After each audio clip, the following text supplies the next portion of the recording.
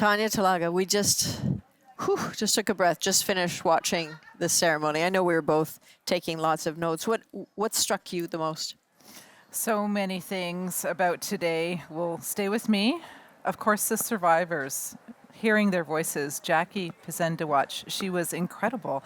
Listening to her and saying that she was taken over 2,000 kilometers away from her family with her 6 siblings, and she said, that is where my brother Eddie learned to lie. Wow. Because he used to take us to go to confession. And he told the truth in there, what was happening with him.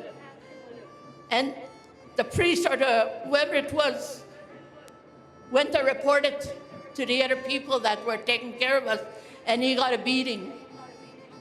And she talked about the abuse that they suffered. She talked about what it was like to lose everything to her family, her language, and to be standing up there with her siblings and also with her granddaughter.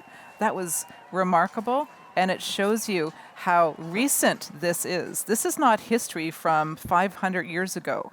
This is happening within our generations.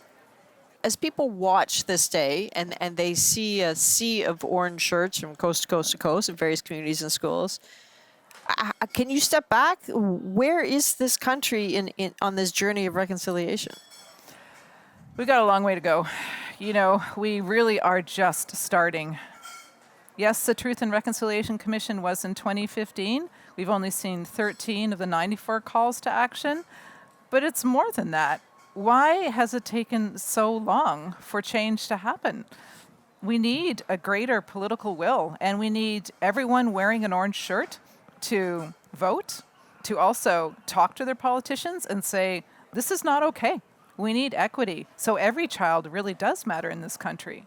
We have spoken a lot over the years, but part of the conversation today is because of the effort that you were undertaking to figure out the story of your own family, and your book, The Knowing, and in a documentary series as well.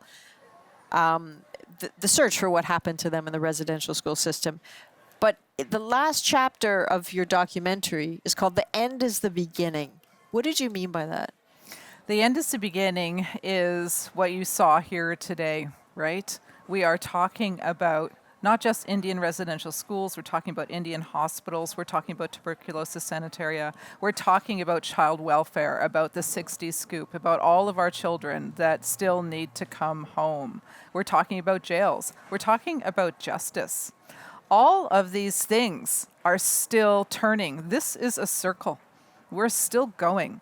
The end is the beginning was said to me by Elder Sam Achnipanenskam from Martin Falls First Nation. He is a survivor of 3 Indian residential schools. And when he told me that, I just felt it in my heart that this is where we are right now. And I hope we are at a beginning. Tanya, thank you very much for today. I appreciate it.